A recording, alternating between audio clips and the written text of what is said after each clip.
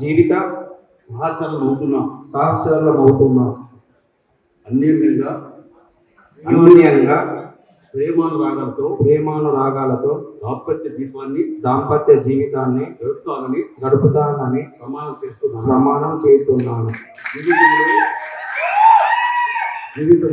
జీవితంలో వచ్చే అన్ని సమస్యలను పరస్పర అవగాహనతో పరిష్కరించుకుంటామని కష్టాల్లో సుఖాల్లో జీవితాంతం కలిసి ఉంటామని మీ అందరి ఎదుట